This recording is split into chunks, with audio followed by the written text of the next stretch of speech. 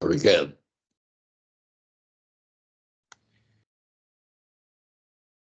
Yeah. I got a little boo-boo on the nose here. Yeah. Yes. So anyway, this Theravada group that I have not contacted, I mean, the minute I saw that they have their meetings, which they start with chanting, I think, oh my God, no, I'm not going to chant. That's religious. um, That's an so interesting point. Why would you think that chanting would be religious? because I did a fair amount, I didn't. Yes, I had to do some in my school days. I had to do the plain chant. Okay. Well, I here's a had to question, do. an alternate question. Does everything that a religion do, is it wrong? Or is it Um, possible that sometimes religions do something that's correct? they do quite a lot that's correct. I mean, they are. I hand it to them. The Roman Church. I hand it to them. They do a lot of good for the poor and that kind of thing. They Okay. there may be an element of rice Christianity about it. You know, come to our services and we'll give you a free meal. But you know, but they do have they do some good that way. They do quite a lot of good that way. And if I were seeking, well, put it this way, I have on occasion sought to hand over, uh, you know, used stuff like used luggage and stuff to groups that collect in the name of giving it to the poor. Hmm. And Well, I'm so, getting on about the whole point about the chanting. yeah, I would think that Christianity would be, and over the long haul, would have been much more advantage if they would have chanted what Jesus said. I mean, you've heard of red letter editions of the Bible. Why yeah. don't the churches start chanting together the red letters in their Bible? If they would do that, then it would come into them in the sense that Christianity has gotten far, far away from the teachings of Jesus. Yes, yeah. But what this chanting was that I was doing as a child, as a boy in school, was the plain chant. They were chanting the Psalms in Latin. Well, Um, Latin's not going to do you a whole lot of good unless you no, learn Latin. it's although one phrase has stuck with me. Cadent alatere, hang on, I'll chant it for you. Cadent alatere tuo mille, et decimilia dextris tuis ad teotem nopenona propin quabit.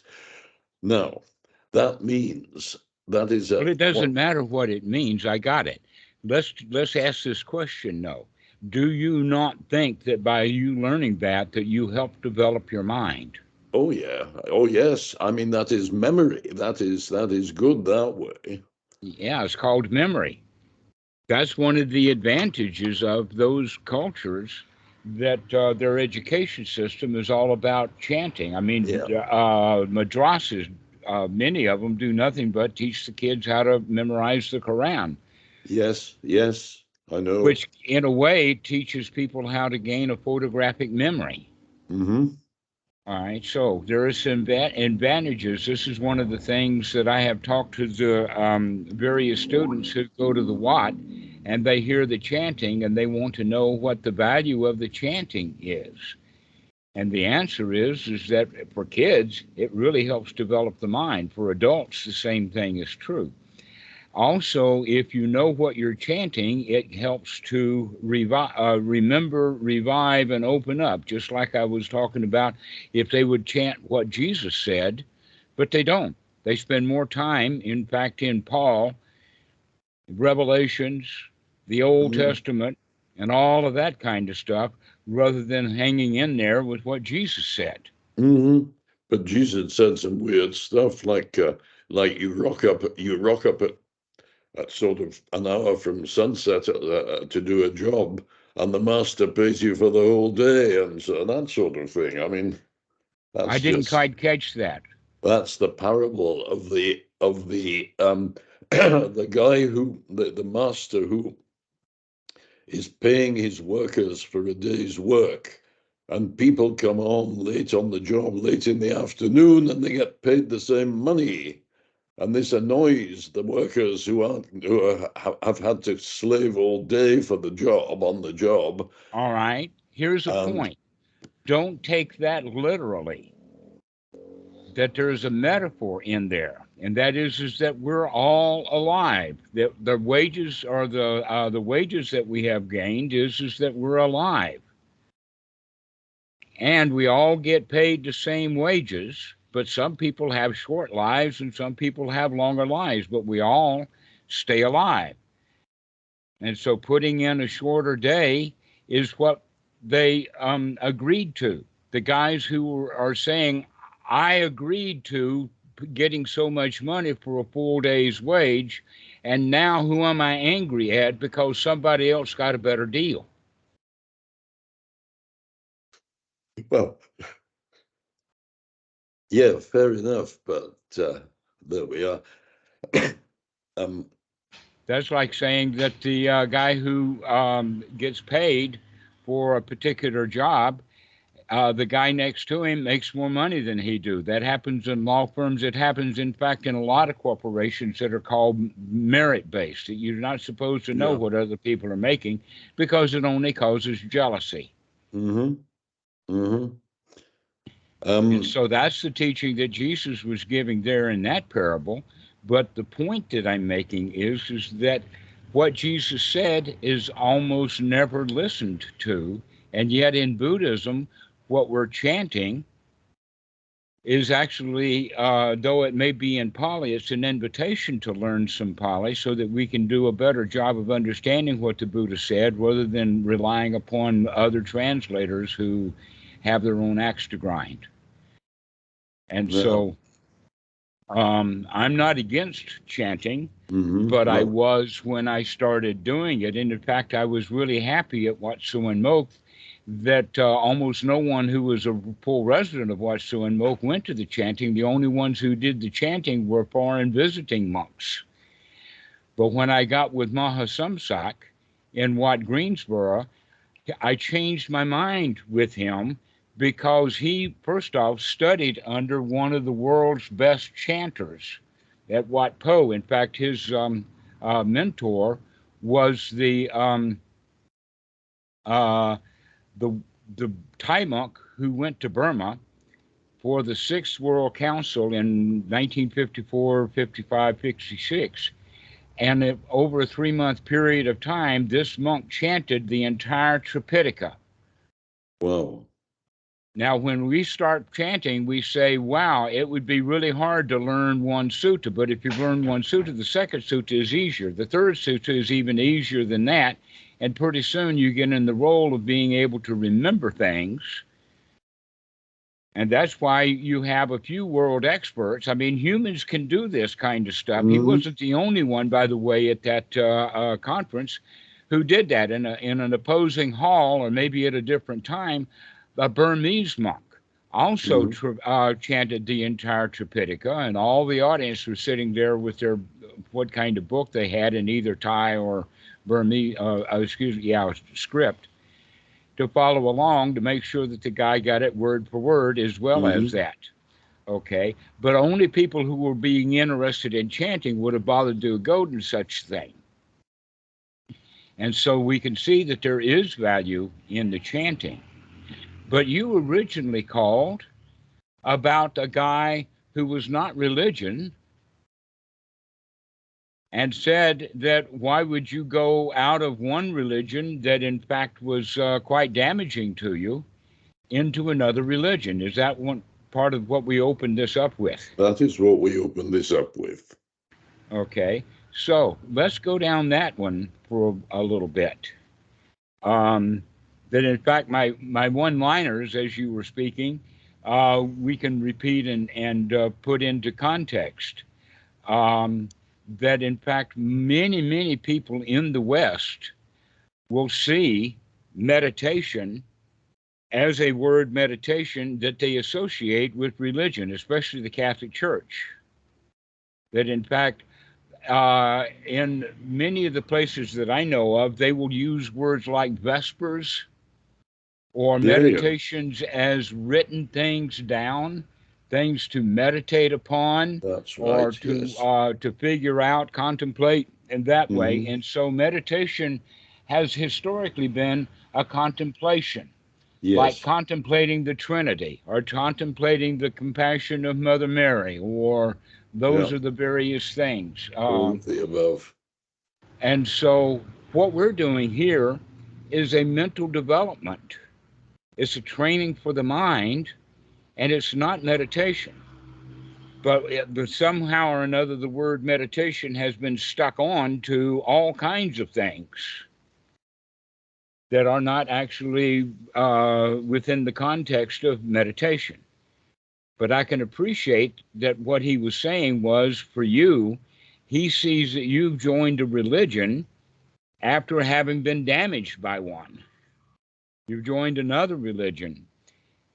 And I would say that if the new religion that you join is damaging also, at least now you're older and old enough to figure out the damage when you see the damage flying towards you without actually having to get wounded by it over and over again. So I would Um, recommend that any group that you join, you check them out. Is this place damaging, or is this place going to be more wholesome for me? And from what I've gathered, your let us say interest and forays into Buddhism have led you to good results, not being damaged by it. well, this is entirely true. I mean, I have.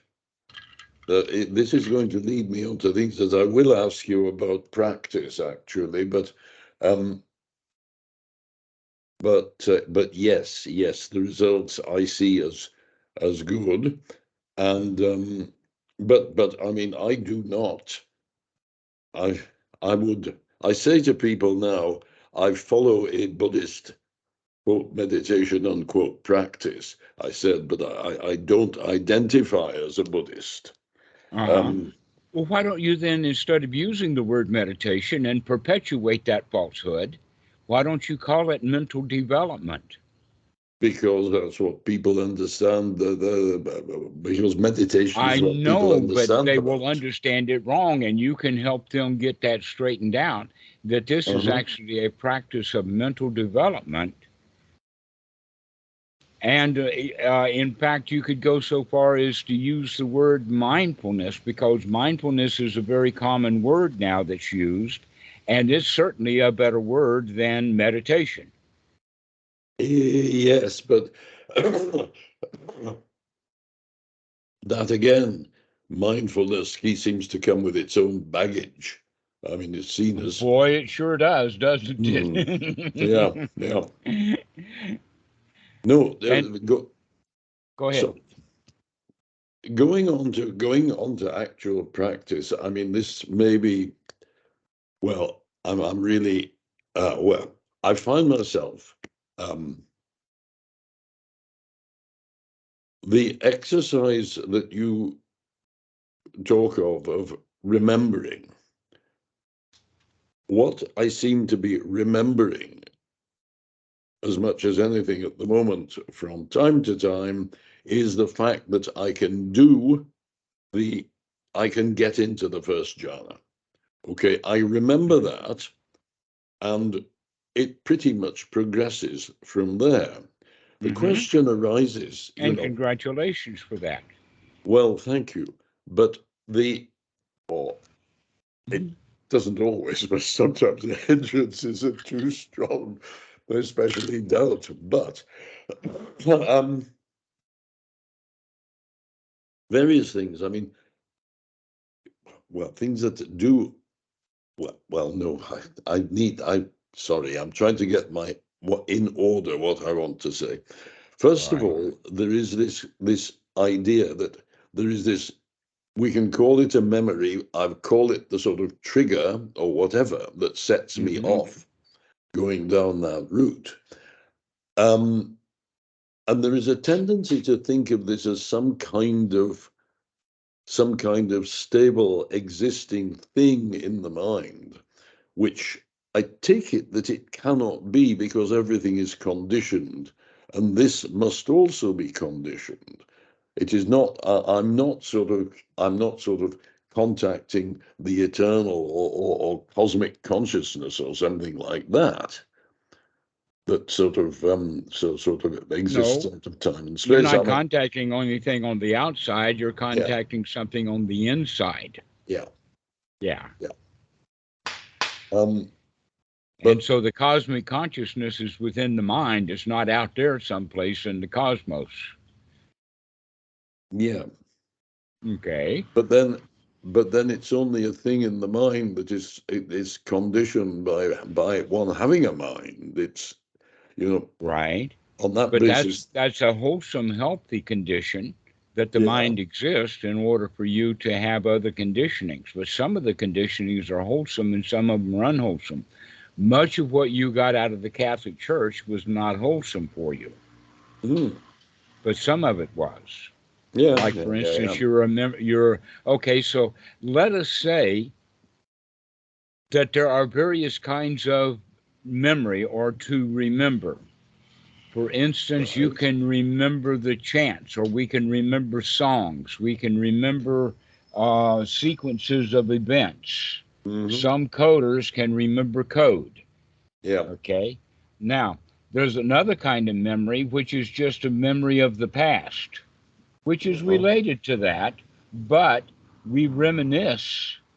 And then we will stumble into reminiscing about something that brings not good feelings, but bad.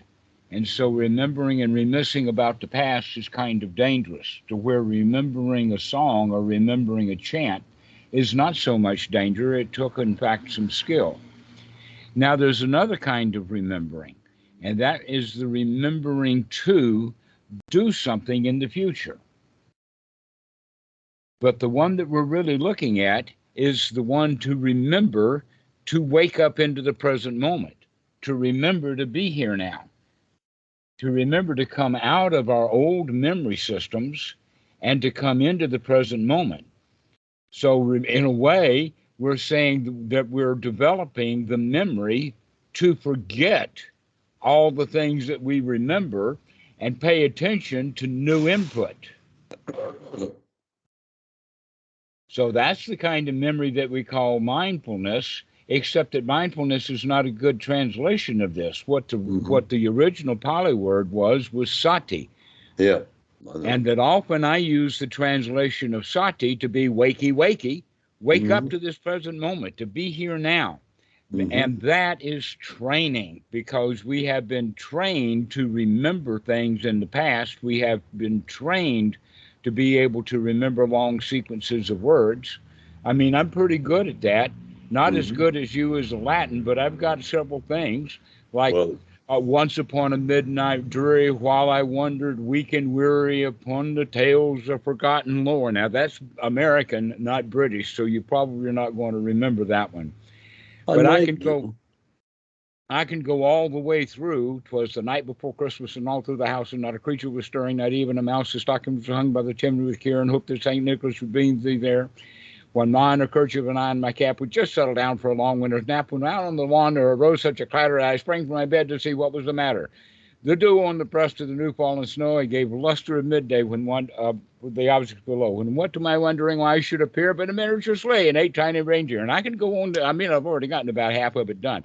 But Hmm. the point is that while I'm saying that, I'm having a lot of fun in this present moment. And I remember to do that. That it's not just a matter of trying to remember it, it's the matter of the presentation and everything and all of the good, gushy feelings that we have about this present moment. That's where it's all about. And this is the training for anapanasati. Hmm. It's not a long, deep breath, it's this long, deep breath.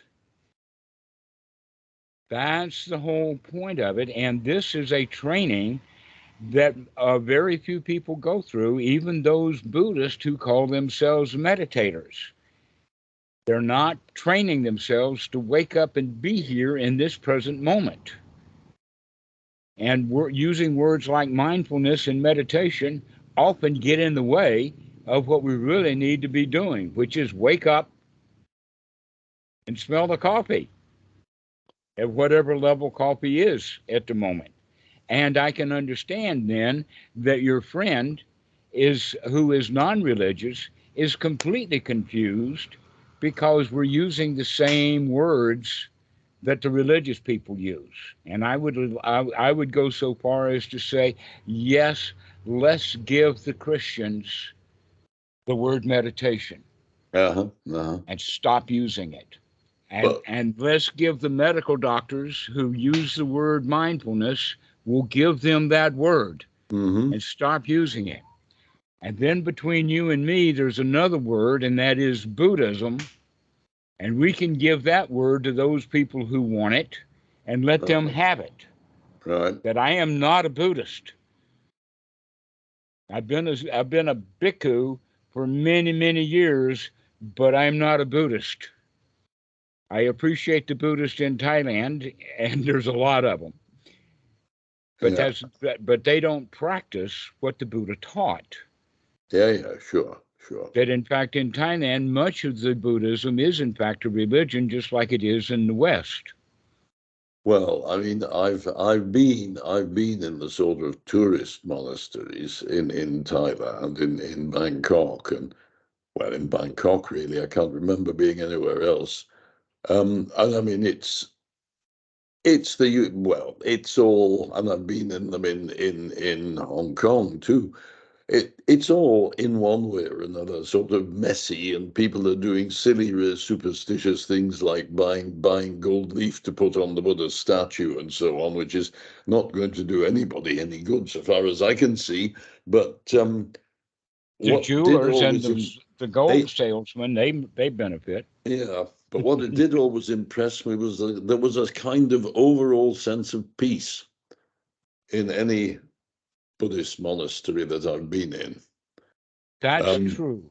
That's yeah, one thing that we can say is that it's peaceful, it's easy, and that's part of the teaching of the Buddha. Like I yeah. said, it's not everything in Christianity is wrong. Same thing about Buddhism, that not everything in Buddhism is wrong, but enough of it to where you and I would not call ourselves Buddhist, Hmm. Hmm. because that would confuse people who don't know the distinctions. Yeah. Just like your friend who is the religious or the non-religious guy is confused because Although everything that he's looking at over there fits that way. That in my fact you can think of it from the extremes, in the sense that you've got a 12-inch ruler, and that you've got something that's over at 12 inches and you're at 0 inches, and anything that's at 6 inches from the 0 inches perspective looks like it's the same as the 12 inches. mm, mm, That in mm. fact all we can see is the two extremes, to where the Buddha was very famous for teaching the middle path. Yeah, Now the problem with the middle path is that we become targets for the two from both extremes. The joke is that in the Civil War, one guy decided that he is going to be neutral, so he put on gray pants and a blue shirt, the and he was sitting dog on a trotter. fence, and he got shot at by both sides. Yeah, yeah, Okay. And so that's what happens when we take this middle path, that non religious people will see that which is actually in the middle as a religion. yeah. Oh yes, oh And yes. those who are in the religion will take a look at the other day and they say, "You're not religious at all." Well, no, I'm not religious at all, but I'm not at the extreme of being anti religion. Hmm. That in Mind fact, you, there was go ahead. my secular friend did have a point, which was they said, "I thought you were supposed to sit on your own on a mountaintop." And not join, not, this is about sort of joining some sort of, or going to some sort of group meeting. Right. And I said, well, you got a point there, because the Buddha did say, go and sit in an empty hut or with your back against a tree, on a pile of leaves in the Right, but forest. not on the mountaintop. In fact, the mountaintop No. is a metaphor for your own mind. Yeah, sure. To climb to Sure. the top, be at the top peak of your own humanity. Yeah. Yeah. So I can appreciate what he is saying, uh, but the seclusion that we so strongly recommend is not one's whole life. That Mm-hmm. in fact, in some places in Burma, there are monks who take it to extremes. There's a couple of them that have been famous for they live in the meditation hall, and the only time that they leave the meditation hall, if I call it a meditation hall, actually it's a boat. But if they leave and they stay there all the time, except to relieve themselves and to eat, and even they sleep, sitting Mm-hmm. up. Okay, I've that's not never a heard this life. sort of That's thing. not a life I want to live. No. I'm on a laptop and a cell phone, but I also like seclusion. Mm-hmm. And Mm-hmm. so there's a middle path in there that we can take. And Mm-hmm. that middle path then is neither the atheist nothingness or whatever that your friend is. In fact, he's probably quite uneducated about religion. And some people are No. well too much educated about religion. And that you can teach him. In fact, all of the people who ask you these questions, you can talk to them about the middle path, the place Uh-huh. that's not an extreme, that just because that you're not in the position of being completely atheist the way that he is doesn't mean that you're way over there in the religious group either. That you're in the middle, and that the middle has to do with being in the present moment. Mm-hmm. Yes. Well, this person did say that they'd had an experience of trying to sort of sit and empty the mind, and they found it scared them. They found themselves, thought they were disappearing, sort of thing. Uh Um, huh. Well, that and does it's happen. And in dissociation. fact, I wouldn't suggest any. You've never heard me suggest to anyone to completely empty the mind. Yeah, yeah. No, no, And you that, and haven't. for Yeah, many, that would yeah, be terrifying. That the yeah. way that I would say it is that when you see that you're having an unwholesome thought, change that unwholesome thought Yes. into a wholesome thought, Yeah. whatever it might be. In fact, earlier today we talked about boredom, which is basically either restlessness, all dressed up and no place to go, Yeah. or boredom, which is I don't have anything to do right now with my mind. So they're very closely related. And Yeah. the answer to that would be take great joy in the fact that you don't have anything to do right now. Wow, that's a moment of in between. Yeah. Yeah. Yeah. Yeah. That we don't have to take that extreme of, oh, isn't it bad that I don't have anything to do? And the extreme of, I've got too much to do. Let's take the middle path of, everything is easy. Mm-hmm. Mm-hmm. And so when he is practicing trying to empty his mind, first off, he's going to be not very good at it. He's going to fail. And second, it can be terrifying in the sense that he is not ready for emptiness. To Yeah. where, Yeah. in fact, within Buddhism, emptiness, which means I don't have anything to do. Mm. Well, Every of course. my calendar is empty. Isn't that marvelous? But he is Uh-huh. still attached to the idea of self in the sense of he's disappearing. Not that all of the crap is disappearing. It is he that's disappearing. And that's terrifying to a lot of people until they recognize that, hey, what you're losing is worth losing your selfishness. Yes. Well, of course, this is where you get all this stuff about dukkha jnanas and falling into the pit of the void, and and dark nights of the soul, all this sort of thing, isn't it? And Actually, the dark night of the soul is not exactly what you would call of the void. That in fact, uh, what's there in the dark night of the soul is fear. misery, Yes, disgust, yes, yes. despair, Yeah, not getting what you want. That, in fact, the several places within Christianity where that's become quite clear and obvious. One of the most best examples was Mother Teresa, yeah, yes. who, Well, when yes, she started getting a lot of money, she became a criminal with it. She didn't actually help the people in Calcutta. She built monasteries to have little girls to become her acolytes. But well, she had a dark night of the soul that lasted for years, and it wasn't even known until after her memoirs were published. And basically, her complaint was, I've been talking to Jesus all these years, and he won't talk back to me. yeah, yeah. That's right. I read about that one. Yeah. Mhm. Okay, so here's the point about the dark night of the soul: is she wants Jesus so bad, and she can't have him, and she's become fearful and misery and disgusted and despair about that. And that Buddhists will do that too when they're paying only attention to the dukkha.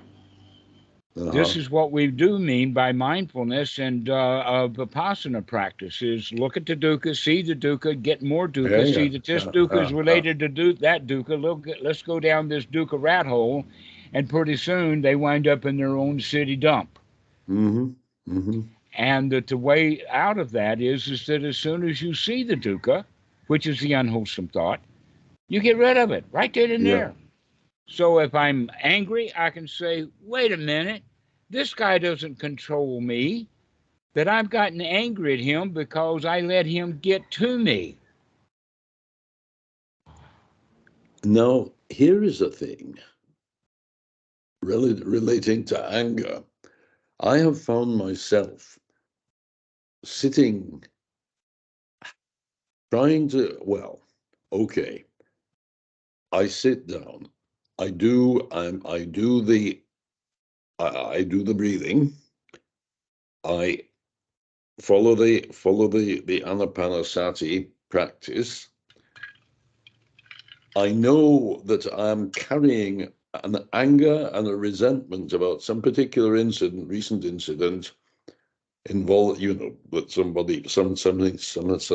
someone has said something and it has annoyed the shit out of me, and I am feeling the the good feeling of the good feeling coming on, the sort of trigger sense, the feeling of pity coming. And I think at the same time, there is this anger, and I know that there is a hindrance there. And I know that and I'm thinking, sort of, with what I'm trying to overcome the one with the other, and it's not working. It's the anger is still there. It's like you have to chip away at it. Uh huh. Well, one of the best chisels to use is that he didn't hurt me bad enough to make me angry. Yeah, yeah, yeah, yeah, yeah. And when I'm angry at him, I recognize, oh, I'm adding something to this, that Uh, what he I was know, doing was not worth getting angry at. I know, I know. But we're talking about feelings here. Uh huh. You've Uh, heard about revenge. In fact, that anger and revenge are very closely mm, related. of course. And one of the cliches that is used is that the best revenge is living well. Yes, In that other too. words, he didn't hurt me bad enough to for me to lose my ability to live well. Hmm. All Hmm. right, and so my living well is the best revenge. So whenever we get angry at someone, we can say, he didn't hurt me that bad. Hmm. Yeah, He, well, if that's a he's thought. criticizing me, then I can say later when I'm angry at him, oh, well, he didn't criticize me as much as I could. He missed out this, he didn't get that one. Yeah, well, that's, And then that brings on the joy that at least he missed a few points. yeah, And that well, he wasn't really success. He didn't destroy me. He only nicked me. yeah, I So know why well should how I to be criticize myself. Yeah, I mean, yeah, yeah, yeah, yeah, yeah. Okay. Oh yes. Yes, I did find that it's lovely. Actually, I flew. I flew a short flight yesterday to see my dying relative, and I felt as I sat down in the aeroplane seat, and I just sort of relaxed. I didn't even start breathing, start taking long breaths or whatever. And the feeling came on, like the feeling started without having the breath to trigger it. It's like the breathe, the sort of triggering of the setting, either of the sort of peaty sense of something good flowing into the head from somewhere, or however you wanted to describe it. That happened without the breathing. And I could feel it, and I could feel it, as the sort of this business about in the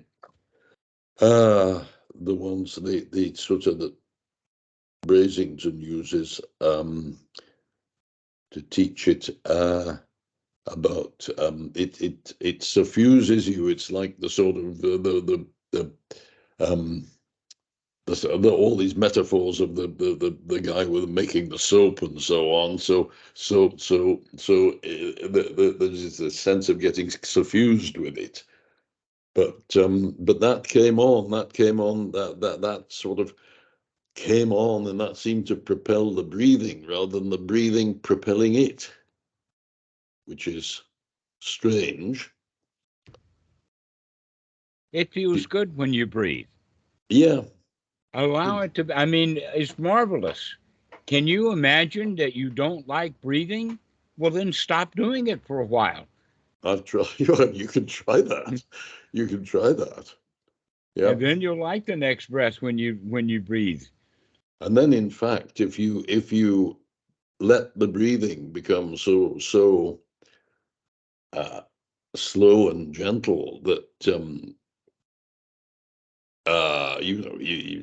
it gets to the stage, I suppose, where you breathe out and you feel yourself.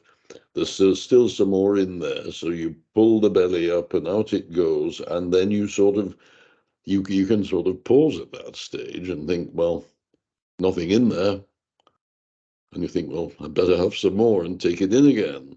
So there Hmm. is can be an element of the breath, um, sort of stopping more or less in between breaths for a while. Well, here's the point about letting the breath get very subtle, as the way that you described it, Yeah. is that that's often associated with the higher jhanas. Yes. Yes. Now, of the higher jhanas, beside them being described many times in the suttas, the Buddha said one thing is that it's a pleasant abiding, Yeah. that while someone is in the jhanas, it's pleasant. Sure. And that's back to those guys in Burma who sit there for all of those hours, is because if they did get up out of the meditation hall and left to go do something with their lives, then they would be back in the dukkha again. Oh yes. And that the Buddha then, in the Dhammacakkappavattana Sutta, I mention this more often, that's the very first sermon that he gave according to the traditions. And that in this Dhammacakkappavattana Sutta, the very first thing he teaches is the middle path. That the middle path and the Eightfold Noble Path are basically the same thing. That at the extremes, you're going to find dukkha, too hot or too cold, Mm. and that we're looking for the sweet spot in the middle. Mm-hmm. And yet, people who are out doing the jhanas, they're going to an extreme. So, one extreme would be pain to the point of self flagellation, which we do with our hindrances mentally, even though we're not sticking ourselves with a knife or whipping ourselves Mm-hmm. with a Mm-hmm. chain like some people do. We're still punishing ourselves for not doing our meditation practice correctly and other Mm-hmm. things like this. But someplace in the middle is where that sweet spot is. And the Buddha recommends that that's the first jhana because we're Hmm. free from the hindrances of self flagellation, but we're also satisfied with that enough that we're not looking for more and more and more and more. Just being in that first jhana is, in fact, the middle path. That's the path to enlightenment, according to the Sutta number 36 in the Majjhima Nikaya. Hmm. Now, what was the number of the Dhammachakrapadana? Oh, it's somewhere in the Samyutta Nikaya. Uh, You could probably Google Buddha's first sermon and it'll come up. okay, fine.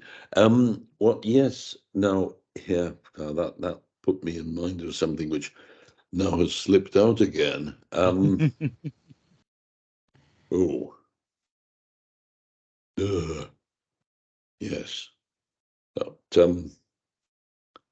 never mind. Never mind. It'll come, I suppose. All right. Well, let's go back to the point then that that guy, the atheist, doesn't understand the middle.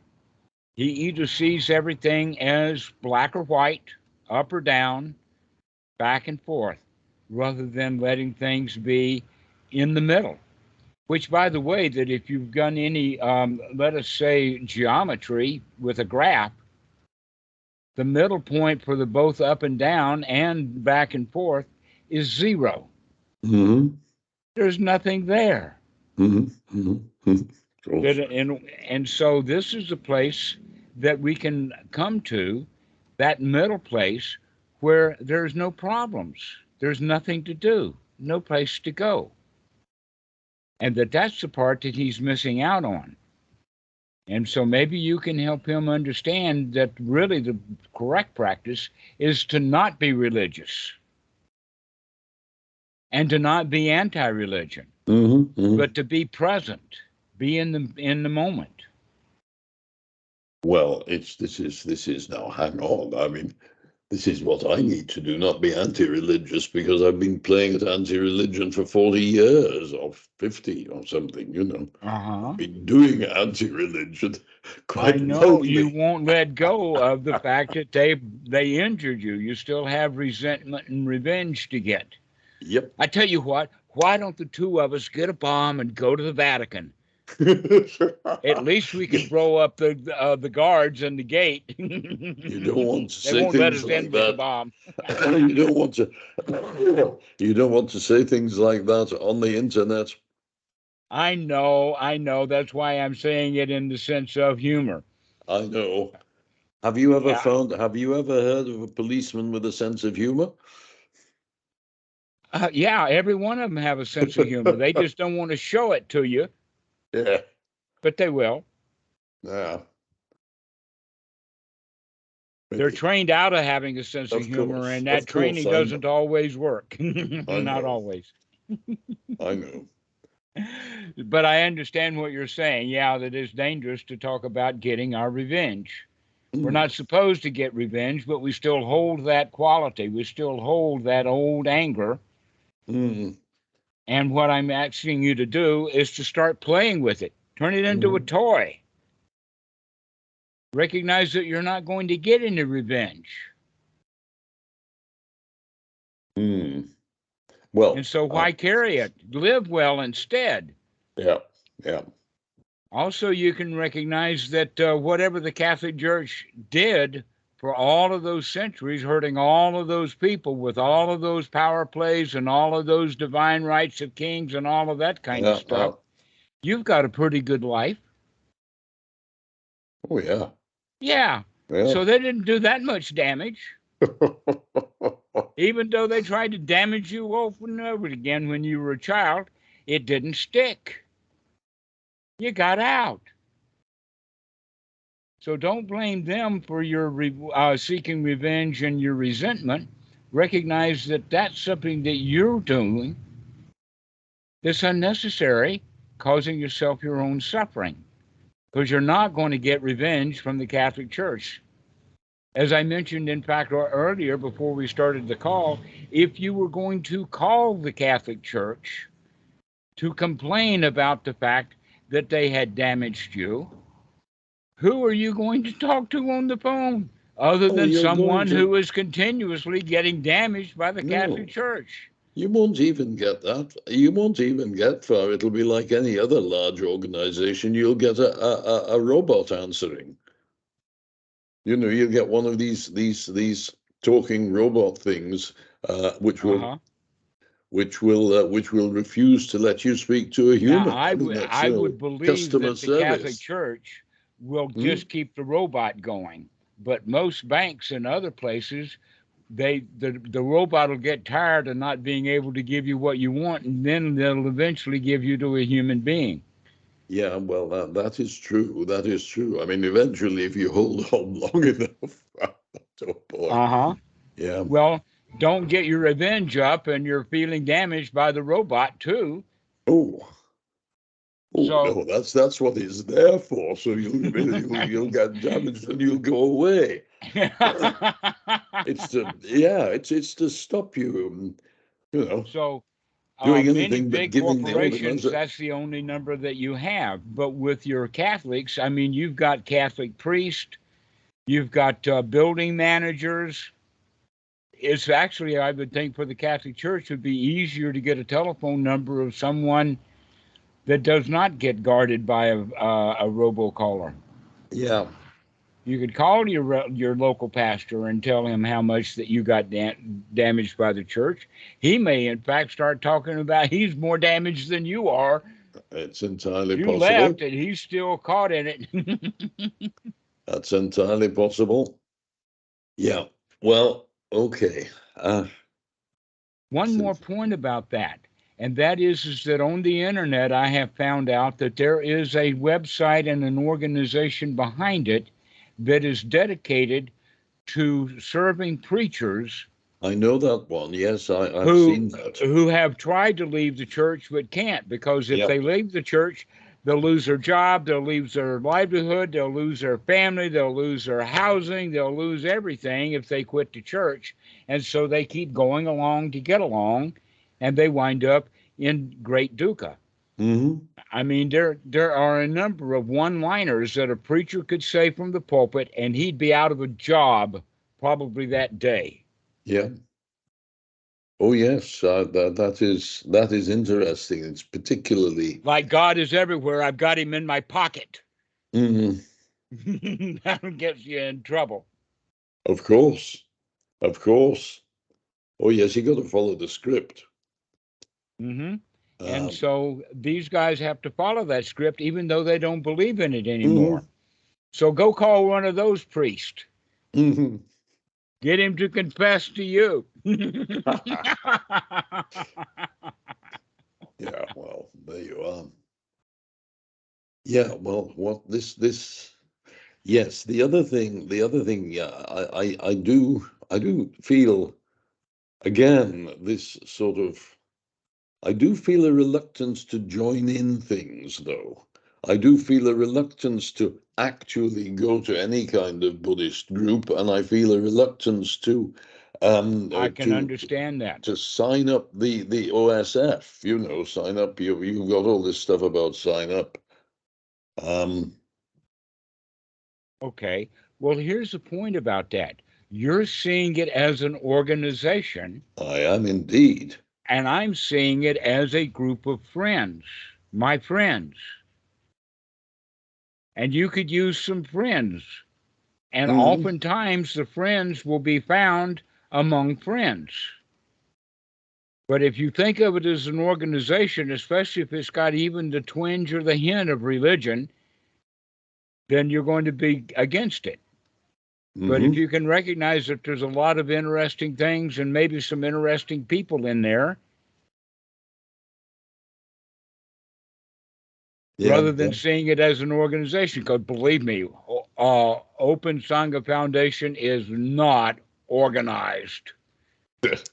Well, yeah, this is true.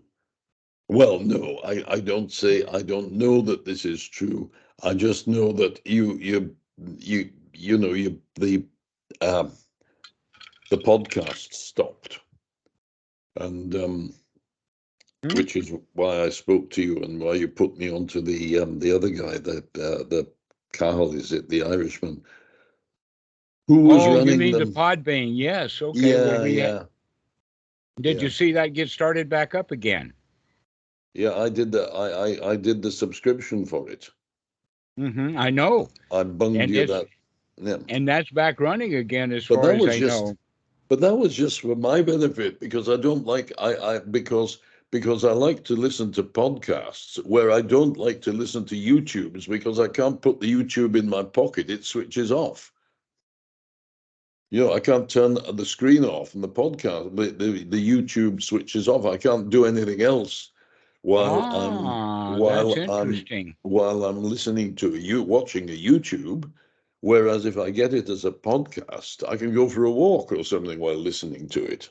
Excellent. Okay, so That's as far as I know, that Pedro, who is doing that, is putting up at least one a day. Yes, he is. It's all started again. It's good, but this is this is entirely for my benefit, really. That I got. I'm glad you're getting benefit. May others also get benefit. Well, I hope they do. Yes. In fact, Pedro's getting benefit by just doing that. Yeah. Well, he seems he's never off the posting things on the UK Skype, are you talking Skype about the Skype? thing. The Skype Yeah. groups. Yes, we He got keeps. quite a good number of people who good friends are on the Skype. There's a lot of people sort of putting a lot of cut and paste stuff on there too, things that they find interesting. Yeah, but That's one of the things we're going to do with the website too, is uh-huh. doing a lot of cutting and pasting to give some variety and give some new stuff on a regular basis. Yeah, yeah, yeah. Well, maybe I should maybe now there was something I found which interested me. I may have mentioned it before. Somebody's view on nimittas. And Hmm. I did raise that question. Somebody wrote an essay, Ajahn, I can't remember, Suomo or so, anyway, some guy somewhere in some monastery in America wrote an essay on it, Uh-huh. which interested me, and how the idea of the nimitta as something visual came in the Visuddhimagga or someplace like that, Right. and it isn't in there as an original. There's a there's a lot of confusion about Yeah, nimittas. At yeah. least let me say this much about it, and that is that the original nimitta was to be able to take an object and look at it and then I close know. your eyes and remember it in great detail. Yeah. The same thing is true about the chanting. It's actually a way of memorying, and in fact, using this is a way of developing photographic memory. Hmm. So, um, the example that I sometimes use is Oliver Twist. You know, the novel by Charles Dickens, where when he went to London, he fell into a group of thieves, and the Hmm. master thief would train them by having Oliver Twist and the other students walk past a storefront. Just walk past the place. And then they have to remember every item in the Hmm. window. Hmm. Okay? That's that's the nimitta, to be able to see things and then remember it. Hmm.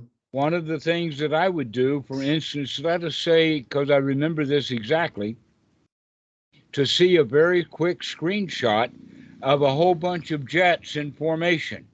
Hmm. And then after it passed by, I would count how many there were. I would remember the arrangement and whatnot and be able to Hmm. count how many jets there were in that thing, Hmm. even though I hadn't seen it. Then I would slide back or go backwards and remember and say, yeah, I got that one right. There was, Hmm. in fact, 9 jets. Okay. So this Hmm. is a way that we can train. This is what the nimitta is really all about. Now, in application, after you are breathing in long and breathing out long, that you can still feel the sensation of the breath on the area of the tip of the nose, even Hmm. after the out breath is finished. Mm-hmm. When you're paying attention to it, when you breathe out, that'll give you some sensation. Where is the sensation? The most prominent sensation would be around the nostrils, someplace where you can feel the air as it's going out. Can you That is still feel correct. that air after you stop breathing out? That would be the nematode. Yes, you can, and it sort of interferes with the breath coming in on the next breath because you're still Well, that's remembering the breath something going. new. Yeah. Okay, but that's something new to come back into the newness of it and Mm-hmm. to be able to really establish ourselves in the new. Mm-hmm. And then it gets old and something else gets new. So let's reestablish into the new and let the old new go. Mm-hmm. Okay.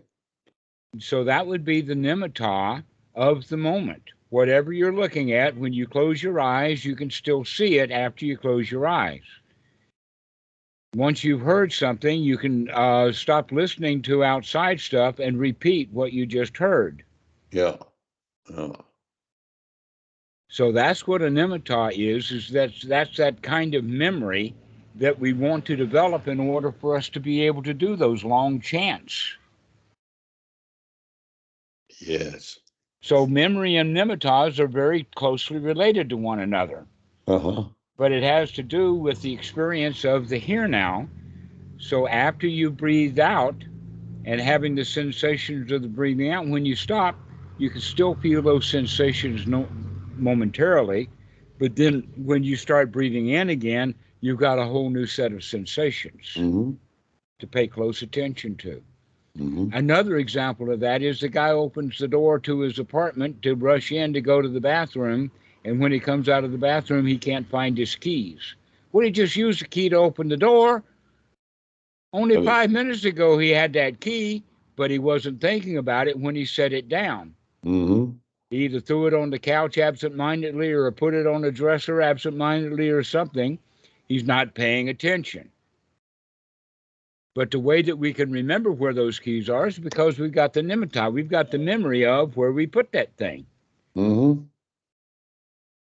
This is one of the advantages of becoming organized. And in fact, this is the training to become organized, is that he keeps putting the keys in the same place when he comes in, no matter how much of an emergency he's in. Yes. Well, in my case, my keys must go into my left-hand trouser pocket. It's that Mm-hmm. simple. And if they're not in my left-hand trouser Now you pocket, have to then later figure out which trousers the pocket has yeah, the and keys. there comes an immediate sort of sense of panic. Oh God, I've lost my key. Mm-hmm. And that is a sense of panic that only Mm-hmm. takes an instant of mindfulness or an instant of to remember, Mm-hmm.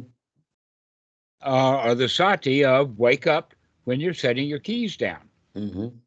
This is the training that we're going through because we're actually avoiding the hell, the Christian hell, by the way, of how we feel when we can't find our keys. And so we don't go to hell because we remember where we put our keys. And we remember because we were paying attention when we set them down. This is the nimitta. Uh-huh. Uh-huh. Right.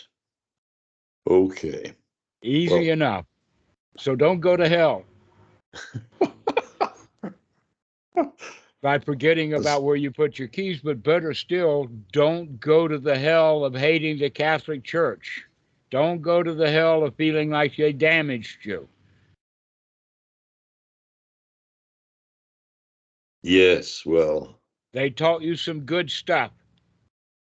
of And then, course. in fact, most of the bad stuff that they did teach you, you're over now. You can live well without the Catholic Church. You don't have to resent them. Well, I don't know.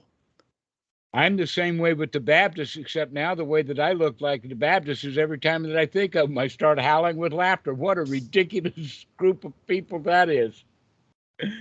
But I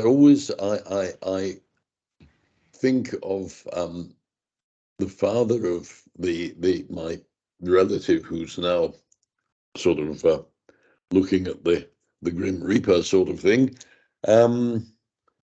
who recanted his. I mean, he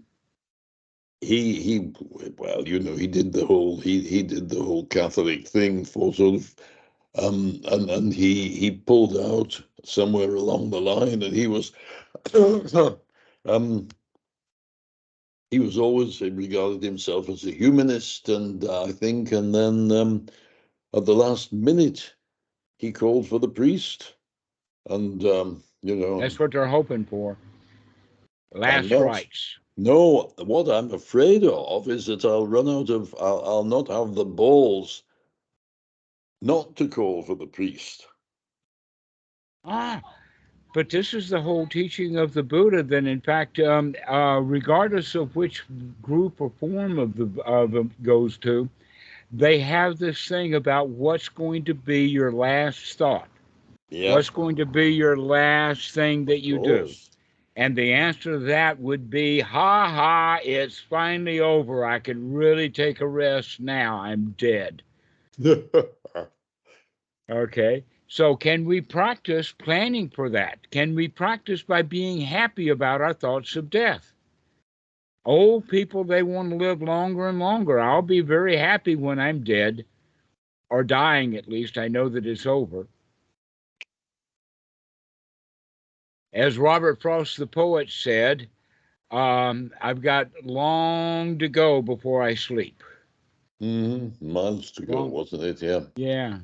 Got Someone says to miles to keep. go before I sleep. Okay, so I've got a daughter who's only 10 years old. I got to stay alive until Yeah, she's an adult. sure, sure. But that's about the last thing. All I have to do is just sit around being happy and alive for the next 10 years. Nothing to it. And then I'll be very happy to die. Well, good luck with that. I find it difficult to understand anybody feeling happy to die, but Well, it's going to happen. Your I choice. Are know. you going to let it happen and be happy about it? Or are you going to let it happen and be miserable and then be miserable for the 10 or 20 years before it happens because you know you'll be miserable when it does happen? The training about being in the present moment is the thoughts that we have about death. Can you Mm-hmm. train to have thoughts about death, happily thoughts? I know. Because you've always had unhappy thoughts about death. Let's I have some know. happy thoughts about death. I mean, that chicken that we had for supper, I'm really happy that chicken was dead. I wouldn't want to have to eat it while it was still alive. That's what snakes do. I don't know what the chicken thought when it was having its neck wrung, though. It probably Well, wasn't enjoying that too much. it depends upon if it was an enlightened chicken. The enlightened chicken says, "Thank you, man. I'm really glad to go."